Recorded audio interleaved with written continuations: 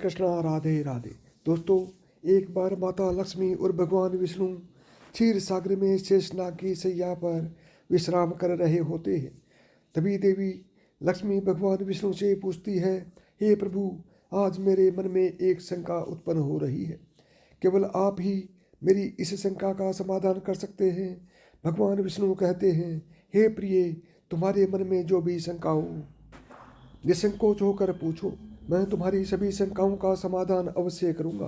देवी लक्ष्मी कहती हैं, हे प्रभु, किस श्राप के कारण स्त्रियों को मासिक धर्म की पीड़ा सहन करनी पड़ती है? और मेरा दूसरा प्रश्न ये है प्रभु, एक रजस्वला स्त्री को कौन कौन से कार्य नहीं करने चाहिए जिससे उन्हें पाप लगता है? भगवान विष्णु कहते हैं, हे देवी, आज तुमने मानव जाति के कल्याण के लिए बहुत ही उत्तम प्रश्न किया है। तुम्हारे इन सभी प्रश्नों का उत्तर देव शर्मा की इस प्राचीन कथा से प्राप्त हो जाएगा। इस महान कथा का श्रवण करने मात्र से ही समस्त पापों का नाश हो जाता है। जो भी पति पत्नी इस कथा को ध्यानपूर्वक सुनते हैं उन्हें सौभाग्य की प्राप्ति होती है। इसलिए हे देवी, आप भी इस कथा को ध्यानपूर्वक सुनिए। देवी लक्ष्मी कहती है, हे प्रभु, ये देव शर्मा कौन थे? उनका आचार विचार कैसा था? मैं इस कथा को अवश्य सुनना चाहती हूँ। कृपया आप इस कथा को मुझसे कहिए, मैं इसे ध्यानपूर्वक पूरा अवश्य सुनूंगी। भगवान विष्णु कहते हैं, हे देवी, पूर्व काल की बात है। मध्य देश में एक अत्यंत शोभायमान नगरी थी। उस नगरी में देव शर्मा नाम के ब्राह्मण रहा करते थे। देव शर्मा को समस्त शास्त्रों और वेदों का ज्ञान था। वह परम बुद्धिमान, गुणवान तथा धर्म कार्य में तत्पर रहता था। सभी वर्णों के लोग उन्हें बड़ा सम्मान देते थे। वे प्रतिदिन यज्ञ, दान, धर्म तथा संध्या उपासना किया करते थे। वे पशु, पुत्र, बंधु, बांधव तथा धन संपत्ति से संपन्न थे। देव शर्मा की पत्नी का नाम भगना था। वह भी अत्यंत चरित्रवान, गुणवान तथा पतिव्रता धर्म का पालन करने वाली स्त्री थी। फिर एक दिन देव शर्मा ने अपने घर पर सत्यनारायण की पूजा रखी और सभी ब्राह्मणों को स्वयं जाकर निमंत्रण दिया। नगर में निवास करने वाले समस्त मनुष्यों को उसने पूजा के लिए तथा भोजन के लिए बुलाया। फिर पूजा के दिन समस्त ब्राह्मण उसके घर पर पधारे। देव शर्मा ने सभी ब्राह्मणों का विधिपूर्वक पूजन किया और उनका आदर सत्कार किया। फिर उसने सभी ब्राह्मणों को घर के अंदर बुलाया और सुंदर आसन देकर उन्हें बिठाकर मिष्टान भोजन कराया। ब्राह्मणों को भोजन कराने के बाद उसने भगवान का स्मरण करते हुए सभी को वस्त्र आदि का दान करके विदा किया। वे सभी ब्राह्मण देव शर्मा को आशीर्वाद देकर वहां से चले गए। उसके बाद उसने अपने परिवार, बंधु बांधव तथा अनेक दीन और भूखे लोगों को भोजन कराया। इस प्रकार से सभी को भोजन कराकर और पूजा संपन्न करके जब वह ब्राह्मण अपने घर के द्वार के सामने खड़ा रहा, तब उसने देखा कि उसके घर के सामने एक कुतिया और बैल बात कर रहे थे। उस ब्राह्मण ने उस कुतिया और बैल की पूरी बात सुनी तो उसे बड़ा आश्चर्य हुआ। वह कुतिया और बैल उसके माता पिता ही थे, जो पिछले जन्म के पाप के कारण इस जन्म में कुतिया और बैल बन गए थे। तब वह ब्राह्मण मन ही मन सोचने लगा, ये दोनों तो साक्षात मेरे माता पिता ही हैं, जो मेरे घर पर पशु बनकर आए हैं। किस कारण से इन दोनों प्राणियों का शरीर प्राप्त हुआ है? अब इनके उद्धार के लिए मैं क्या करूं? इस प्रकार विचार करते हुए उस ब्राह्मण को रात भर नींद नहीं आई और वह रात भर भगवान का स्मरण करते हुए सोच विचार करने लगा। उसने सोचा, मेरे माता पिता की मुक्ति का उपाय केवल मुनि वशिष्ठ जी ही बता सकते हैं।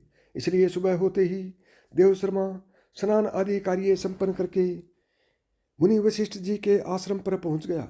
आश्रम पर आते ही मुनि वशिष्ठ जी ने देव शर्मा का स्वागत किया। वशिष्ठ जी कहने लगे, हे ब्राह्मण श्रेष्ठ, आज किस कारण से आपका हमारे आश्रम में आगमन हुआ? आप दुखी दिखाई पड़ते हो। आपके दुख का क्या कारण है, बताओ। देव शर्मा कहता है, हे मुनिवर, आपको प्रणाम हो। आपके दर्शन से आज मेरा जन्म सफल हुआ है। हे मुनीश्वर, आज मैं आपके पास एक शंका लेकर आया हूँ। कृपया आप ही मुझे इस दुख से बाहर निकाल सकते हैं। मैं अत्यंत दुखी और दुर्बल हो गया हूँ। वशिष्ठ जी कहते हैं, हे ब्राह्मण, दुख ना करो। तुम्हारी जो भी शंका हो निसंकोच होकर पूछो, मैं अवश्य तुम्हारी शंका का समाधान करूंगा। फिर देव शर्मा कहता है, हे मुनिवर, कल मैंने अपने घर पर भगवान विष्णु का पूजन किया तथा अनेक ब्राह्मणों को और भूखे लोगों को भोजन कराया। विधिपूर्वक भगवान का पूजन किया। फिर मेरे द्वार पर एक कुतिया और एक बैल आ गया।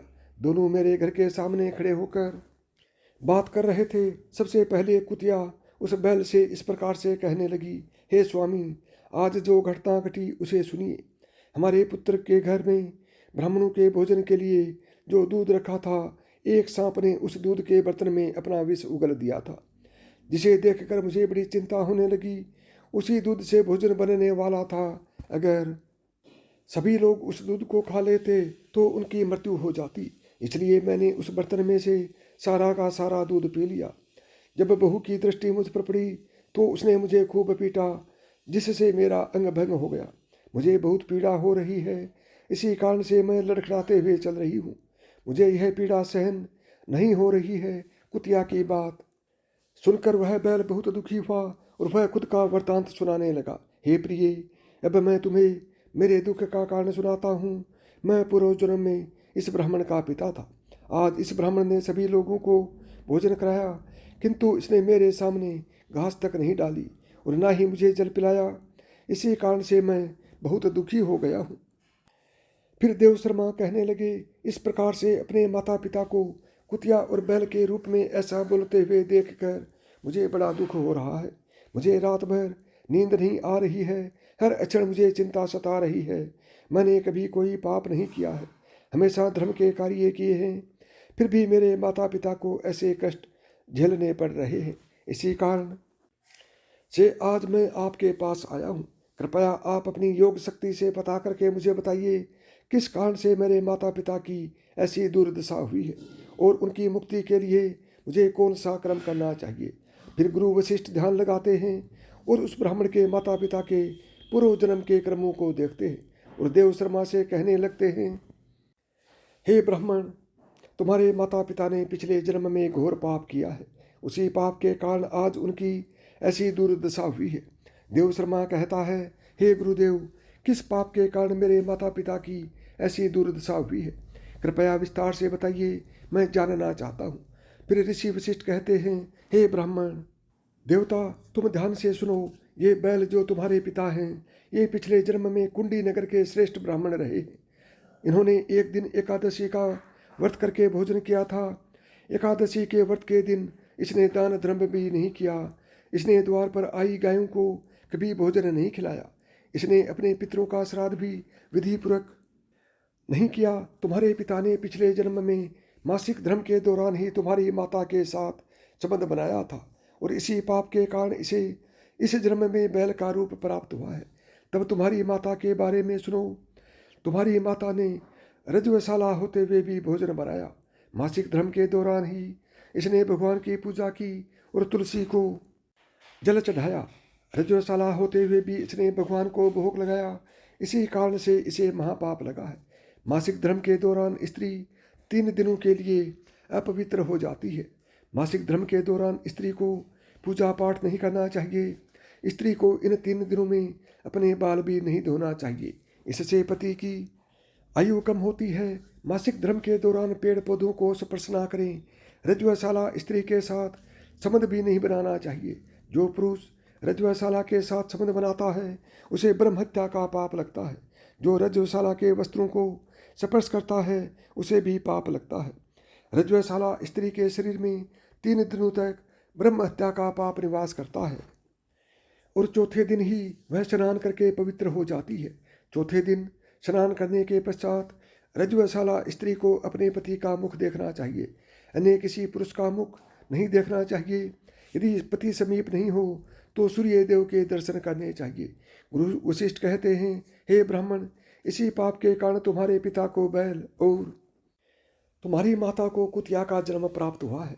देव शर्मा कहता है, हे मुनीश्वर, अब आप मुझे मेरे माता पिता की मुक्ति के लिए उपाय बताइए। वशिष्ठ जी कहते हैं, हे ब्राह्मण, तुम किसी भी अमावस्या के दिन अपने माता पिता की मुक्ति के लिए श्राद्ध तथा तर्पण करो और दान धर्म करो, गाय की सेवा करो और गौ माता को मिष्ठान खिलाओ और अपने माता पिता की मुक्ति के लिए भगवान से प्रार्थना करो। फिर ब्राह्मण वही करता है और फिर उसके माता पिता को समस्त पापों से मुक्ति मिलती है। भगवान विष्णु माता लक्ष्मी से कहते हैं, हे देवी, मैंने तुम्हें रजवशाला स्त्री को कौन से कार्य नहीं करने चाहिए, इस विषय में बता दिया है।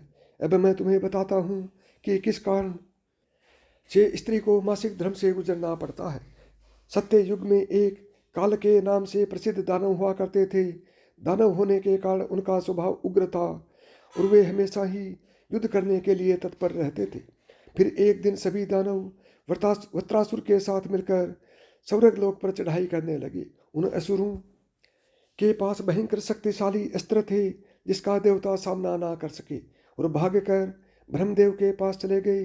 फिर ब्रह्मदेव ने उन्हें असुरों को परास्त करने का उपाय बताते हुए कहा, हे इंद्र, तुम इसी क्षण महर्षि दधीचि के पास जाओ। वे उनके शरीर की हड्डियों से तुम्हें अस्त्र शस्त्र प्रदान करेंगे। उन्हीं अस्त्रों का प्रयोग करके तुम वृत्रासुर का वध कर सकोगे। फिर सभी देवता महर्षि दधीचि के आश्रम पर जाते हैं और उन्हें प्रार्थना करके अस्त्र प्रदान करने की विनती करते हैं।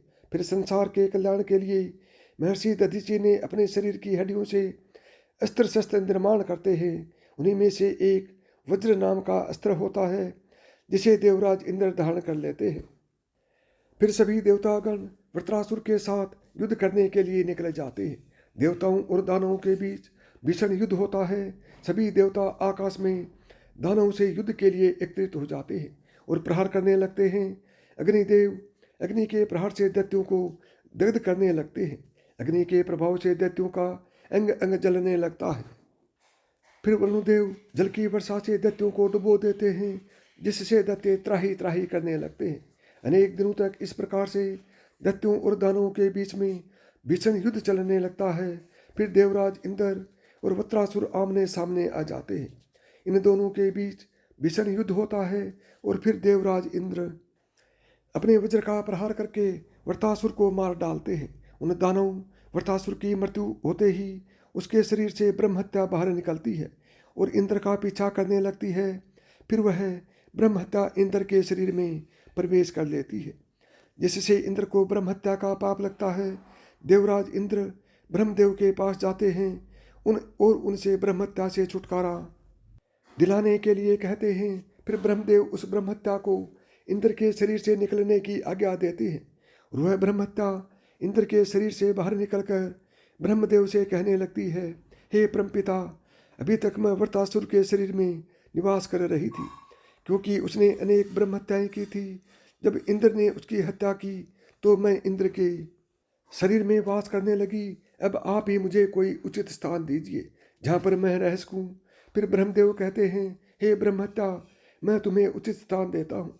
फिर ब्रह्मदेव ने ब्रह्महत्या के 4 भाग किए और कहा, हे ब्रह्महत्या, तुम्हारा 1/4 भाग अग्नि के भीतर रहेगा और जो भी मनुष्य अग्नि को आहुति नहीं देगा तुम उसके शरीर में प्रवेश कर लेना। तुम्हारा दूसरा 1/4 भाग जल के भीतर रहेगा। जो भी जल में थूकेगा अथवा मलमूत्र का त्याग करेगा तुम उनके शरीर में प्रवेश करोगी। फिर तीसरा 1/4 भाग पेड़ पौधों और वृक्षों के भीतर रहेगा। जो भी मनुष्य अकारण ही वृक्षों को काटेगा उसे भी ब्रह्महत्या का पाप लगेगा। फिर ब्रह्मदेव ने अप्सराओं को बुलाया और कहा, हे अप्सराओं, इस ब्रह्महत्या का 1/4 भाग तुम ग्रहण करो। अप्सराएं कहने लगी, हे प्रभु, आपकी आज्ञा से हम इसे ग्रहण करने के लिए तैयार हैं, किंतु हमें भी इससे मुक्ति का कोई उपाय बताइए। फिर ब्रह्मदेव कहने लगे, हे अप्सराओं, जो भी पुरुष रज्जुशाला स्त्री के साथ संबंध बनाएगा उसके अंदर ये ब्रह्महत्या प्रवेश कर जाएगी। इस प्रकार से ब्रह्महत्या के 4 भाग हुए, एक अग्नि में, दूसरा जल में, तीसरा वृक्षों में और चौथा स्त्रियों के अंदर प्रवेश कर गया। उसी ब्रह्महत्या के भाग्य के कारण स्त्रियों को मासिक धर्म आता है। जो भी पुरुष मासिक धर्म के दौरान स्त्रियों को स्पर्श करता है अथवा उनके साथ संबंध बनाता है उसे ब्रह्महत्या का पाप लगता है। भगवान विष्णु कहते हैं, हे देवी, इस प्रकार से मैंने आपको स्त्री के रज्जुशाला होने के पीछे की कथा और रज्जुशाला स्त्री कौन कौन से कार्य नहीं करने चाहिए आदि के विषय में बता दिया है। माँ लक्ष्मी कहती हैं, हे प्रभु, आज आपने मुझे बहुत ही महत्वपूर्ण ज्ञान दिया है। मैं भी आपको वचन देती हूँ, जो भी स्त्री मासिक धर्म के दौरान पूजा पाठ करेगी, पति के साथ संबंध रखेगी, उसके घर में मैं प्रवेश नहीं करूँगी। तो दोस्तों, इस प्रकार से मासिक धर्म के दौरान स्त्रियों को ये कार्य नहीं करने चाहिए। आशा करते हैं आपको ये कथा अच्छी लगी होगी, तो वीडियो को एक लाइक ज़रूर कर दीजिए। तो साथियों, यदि आपको मेरी बताई हुई एक भी बात पसंद आई हो तो वीडियो को लाइक करें, ज़्यादा से ज़्यादा दोस्तों में शेयर करें। और यदि चैनल पर पहली बार आए हैं या चैनल को सब्सक्राइब नहीं किया है तो चैनल को सब्सक्राइब करें, ऑल बटन को दबाएं, ताकि मेरे आने वाले प्रत्येक वीडियो का नोटिफिकेशन आपको सबसे पहले मिले।